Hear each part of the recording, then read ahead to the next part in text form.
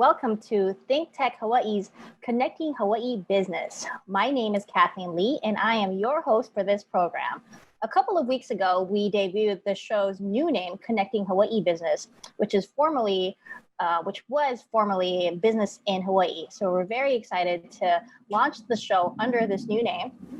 This week, we have my friend, Scarlett Diaz, who is the owner of Career Woman, LLC. And today we will be going over feminine leadership in business. But before we do that, we're welcoming Scarlett to the show. Hey, Scarlett.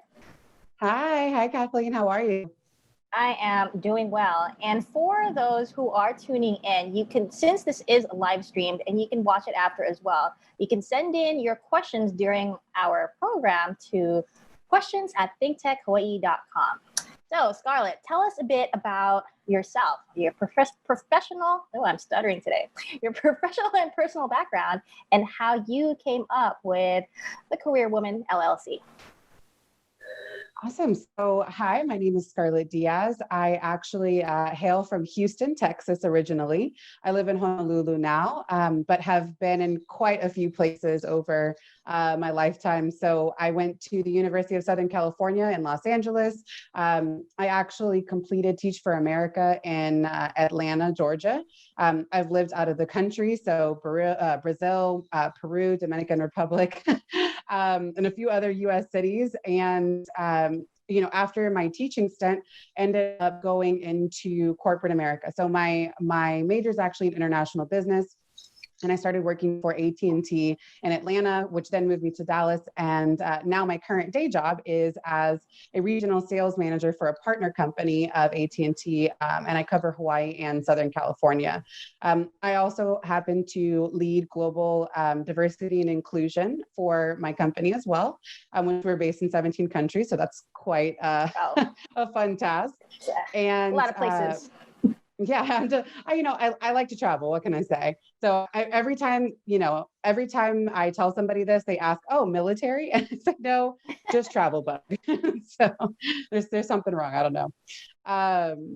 So Career Woman LLC, it's come out of some of my own personal experiences as well as other experiences. One of the things that I love to do is help people, with their next step in their career. As someone who has juggled quite a bit over a very short amount of time, relatively, I would say, I've worked since I was 16, held leadership positions since I was about 18, but full-time leadership experience probably about the last 8 years or so in 3 different roles. And so, I've always enjoyed putting together a good resume. I love LinkedIn. And so that's kind of where everything started. And of course, going into it as, a minority female and having to present myself in typically male-dominated spaces. So in Hawaii, I actually did a free workshop for about 50 students at Windward Community College. And that was just on resume and LinkedIn building. And from there, ended up working with a couple of people in their leadership who were transitioning. And when they transitioned into their new space, our original conversation was supposed to be about their resume. But after talking through the resume, really it became clear that the conversation we really needed to have was, what do they want out of life? What do they want their next position to actually look like? Where do they see their desire-filled work life going? How can they bring their energy into that? And then finally, how do we build the resume around that? So that is where Career Woman LLC has started out. And now it's working with emerging and existing leaders. Okay, so let's segue into that. It's the Career Woman LLC, yeah? What does the Career Woman LLC offer to those who would like to partake in your services?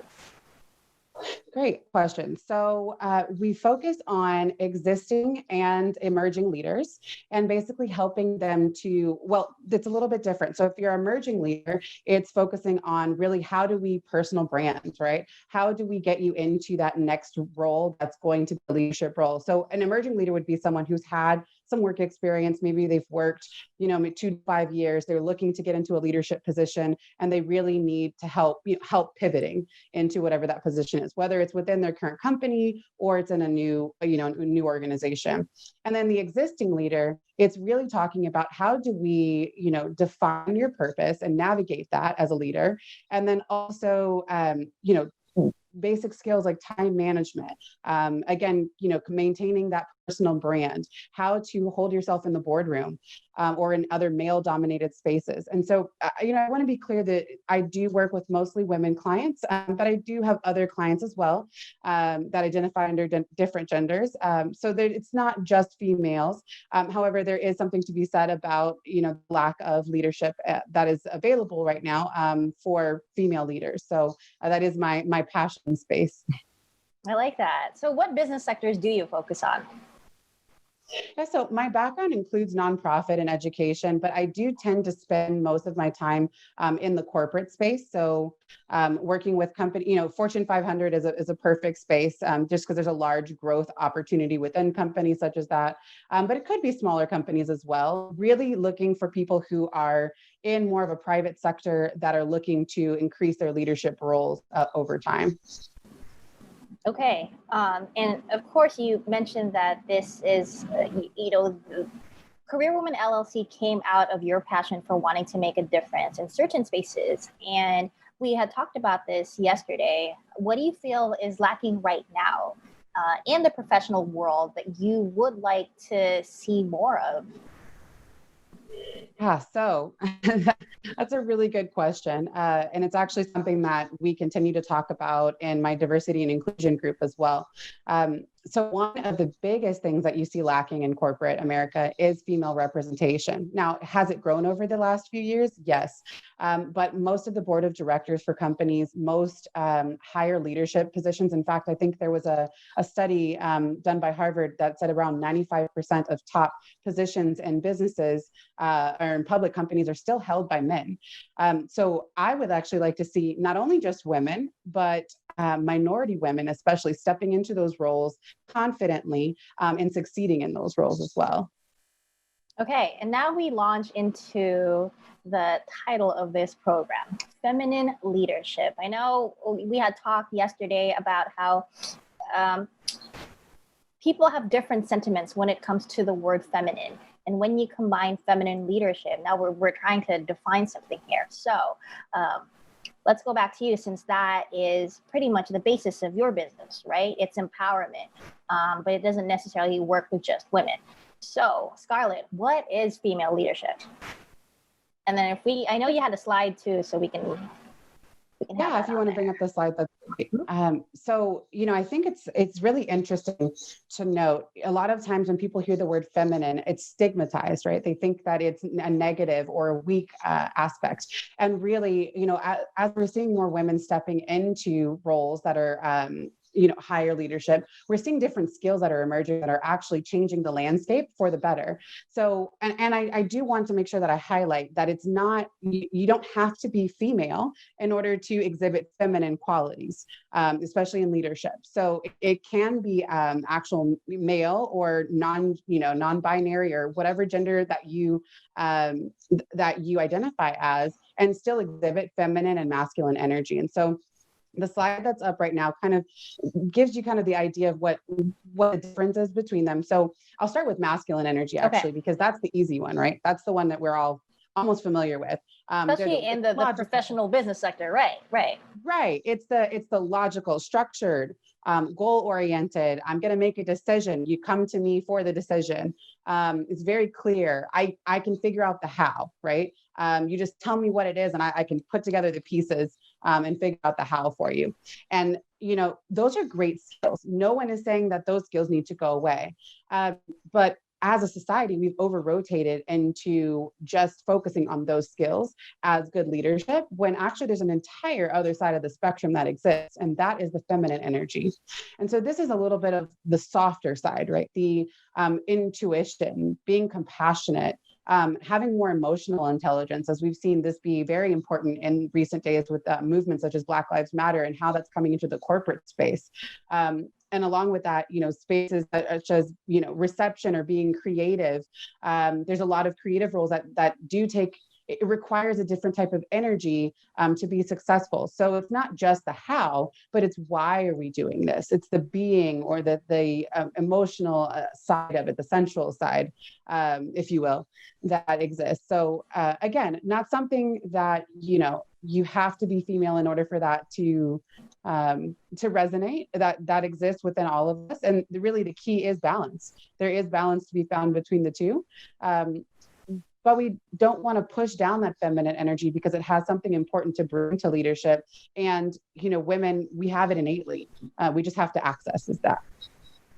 Okay. On this topic, how do you address, because I've gotten this before, in my professional and personal life as well. How do you address the comments that some people may make when it comes to, feminine and masculine qualities, and that, some people may think that masculine kind of, it leads more towards strength, whereas, feminine leads more towards softness. And I don't see those two as, I just feel like that's oversimplifying it. So could you kind of go more into that? Yes. So that's always a hard one, right? Because it just depends on who you're talking to and where they're at. But I think from any standpoint, it's always coming from a standpoint of understanding their version or explanation for it, and then giving an alter explanation, right? And also leading by example. So for instance, I personally used to think that in order for me to be a strong leader in these fields and to be to be considered part of the good old boys club, or work in these male dominated areas, I had to wear a pantsuit all the time, and I had to drink at certain events, and I had to, play golf, and I have to be really super logical and fast thinking and, decisive and cutthroat. And that's just not the case. There's a whole other side that exists out there. And so it's really, really allowing people to understand that, it's okay for us to be softer. It actually resonates better with some of our employees and clients, right? When we make a personal connection with them. It's okay to wear a skirt. It's okay to wear a dress. Like, those things are actually socially acceptable, and it doesn't make you any less, of an asset to the boardroom. And I think this will generally change over time as we get used to, more women being in those positions and exhibiting those behaviors. But right now we're just not there. So that's a lot of my passion work, is trying to get those women in the boardroom and to lead by example, and then create communities for those women as well. I like that. But that's really awesome that you're focused on inclusivity. So we do have a question from a viewer, and I would love for you to answer that. And then after, we will go into break. But the question is, does your company, the Career Woman LLC, help teach women how to cope with sexism or transphobia? That's a really great question. So yes, we can. There will be other pieces coming that will actually probably be in the corporate training space. But as of right now, it's one-on-one coaching. And so typically it's led by whoever the client is. So I have worked with LGBTQ plus clients, as well as, women and males. And that is a conversation that does come up, at what point should I say something, and how much should I say, right? And how might I be perceived? And so each one of those cases, it really is a case-by-case basis. But I'm more than happy to cover that, in the one-on-one sessions. Awesome. Thanks, Scarlett. So we are going to go on break, but when we come back, we will continue talking to Scarlett Diaz about feminine leadership in business. Stay tuned. Aloha, I'm Krista Stadler, the host of Nonprofits Mean Business 2 on ThinkTech Hawaii. Nonprofits Mean Business 2 investigates the operational challenges and costs related to managing nonprofit organizations, while encouraging our viewers to find a nonprofit organization that you're passionate about in our community. We are streamed live on ThinkTech Hawaii bi-weekly at 12 p.m. on Thursdays. Thank you so much for watching our show. We look forward to seeing you then. Mahalo.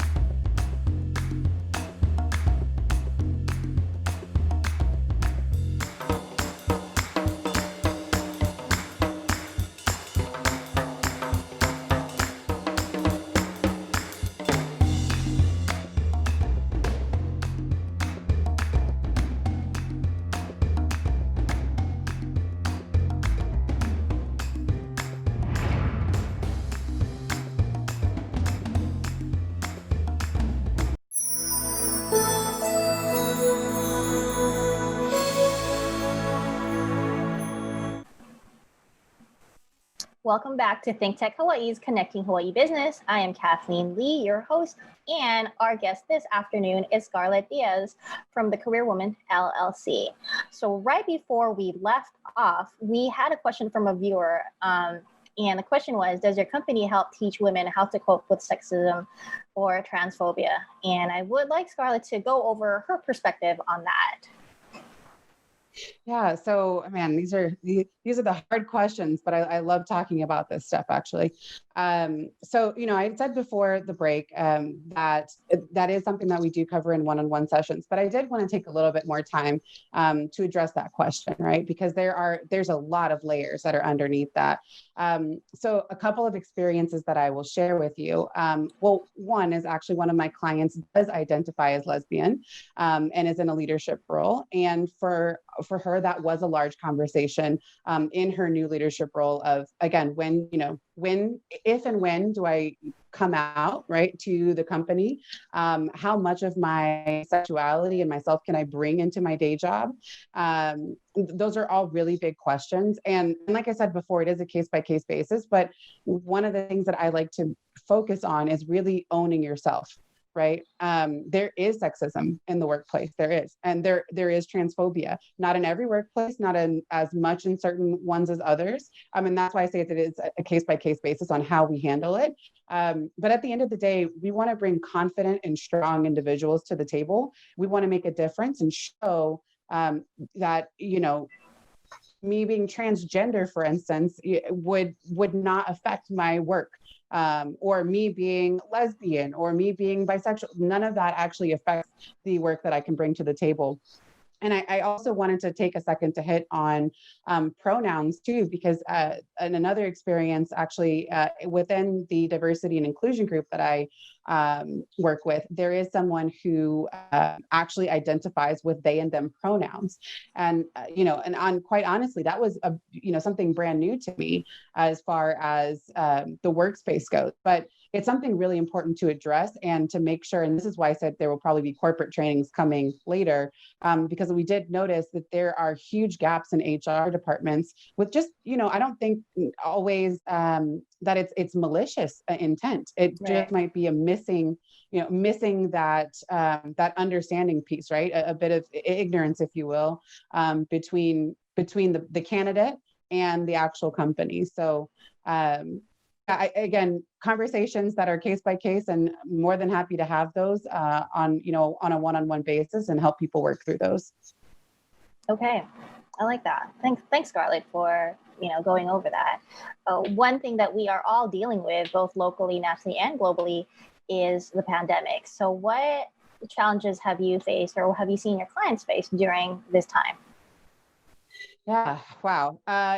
Who's not facing a challenge during this time? So, something I didn't even mention earlier, I'm also the mother to a 3-year-old.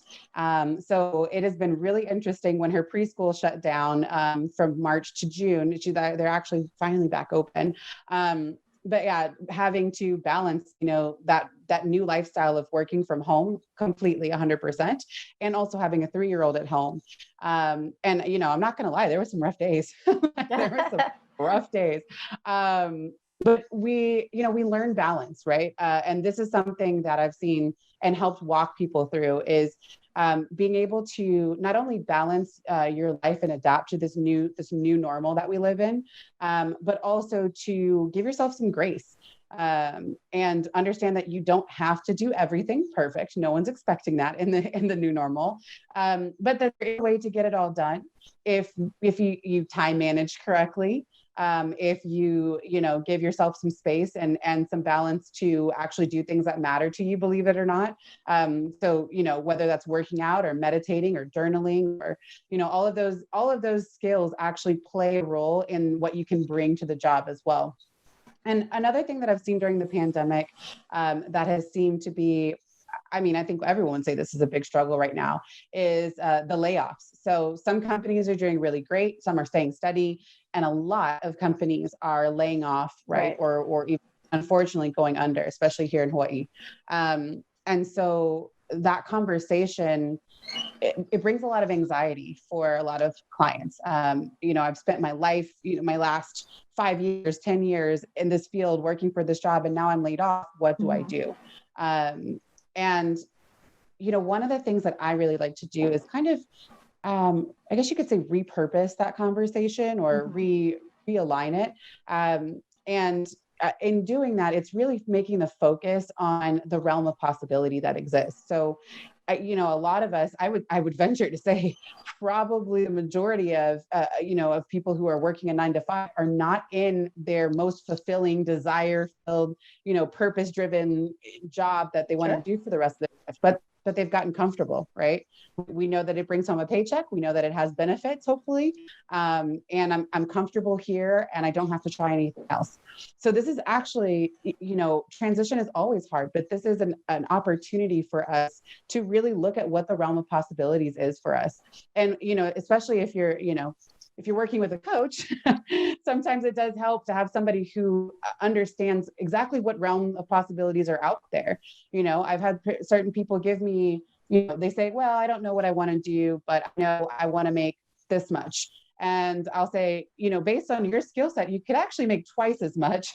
And you might actually be able to get other things along the way that are important to you too.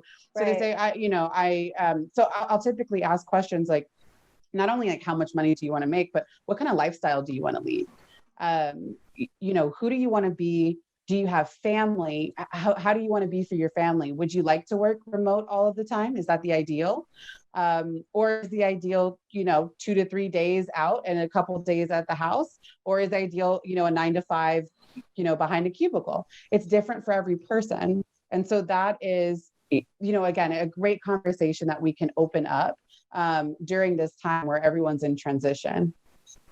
Okay. And on that note, with a lot of transitions going on, it is something scary, right? Like, what would you advise for individuals to be a first step to get over that fear of transitioning from like losing a job or like going from one job to the other, especially during this environment where everything is unpredictable? Yeah. So, I mean, I could give you the generic answer, meditate, feel into your body, slow down. All of those things are very important to do. I'm not knocking them. But honestly, sometimes you have to get out of your own head and talk it through with somebody else. And so again, a huge reason why I'm loving the work that I'm doing right now with people, because it's just starting entire different conversations. For instance, one of my clients, she was working a specific job, did not enjoy it, didn't like her, her coworker, she didn't like the job. She was actually praying to get laid off, but had no idea what she wanted to do. We worked through everything, and now she's starting her own business. Nice. In a space that she's really interested in. And so sometimes it just takes that extra hump. So I do offer free 30-minute conversations or consultations where I'll just, get the conversation going. And, for some people that might be enough just to think about something different. And then of course, we can always make a plan on, how do we move you to that next stage? So now that I have an understanding of who you are, here's a generic plan or a customized plan for you that will really start to either open you up, right? Because some people need to just have the conversation of how to open their mind a little bit more to possibilities. Or if you're very clear on where you want to go, then we can talk about the hard skills and the resumes and the LinkedIns, et cetera, to get you there. Okay. Do you have any other tips that we may have missed that you want to share for those who are watching out there? Other tips. There's always something, right? The biggest thing I can say, I get questions all the time on, what do I wear? Do I wear my hair natural, or do I straighten it? Do I wear makeup? Do I wear heels? Things like that. One of the biggest tips that I could give is do what you are most confident doing. So if that means that for me, it happens to be heels, right? Like a certain type of heels too. Like I can't wear the stilettos. So if I walk in with the stilettos, I am no longer confident that I'm going to make it from the door to the desk. So that is not a good idea, for me. However, I feel more confident wearing heels, with a thicker heel than I do with flats. So again, doing what's most confident or what brings out the biggest confidence in yourself is really the most important thing that you could do. And that's, whether it's your day job or it's your interview that you're going to, or it is, negotiating your salary, which is a big one that we didn't even touch on that one. That's a whole other conversation, but. Or if people want to have that conversation with you, how can they reach you, Scarlett? Oh, great question. So website is currently under construction. But the website is careerwomanllc.com. You can reach me directly at my email, which is Scarlett, SCARLETT .Diaz, @careerwomanllc.com. And then I believe there's a place where you can post my phone number too. So I'm more than happy to take phone calls. So if you email me, I'll actually send you back my calendar link, and then you can book based upon your availability to get started. I love that. Very efficient. And again, thank you for being on the show this afternoon. Once again, our guest this afternoon is Scarlett Diaz of the Career Woman LLC. I'm Kathleen Lee with Kathleen Lee Consulting, and you have been watching Connecting Hawaii Business on ThinkTech Hawaii. This has been a live stream, and if you missed it, you can still catch it on the thinktechhawaii.com website or on our YouTube page for ThinkTech. Until next time, have a good afternoon. Thanks again, Scarlett. Thank you.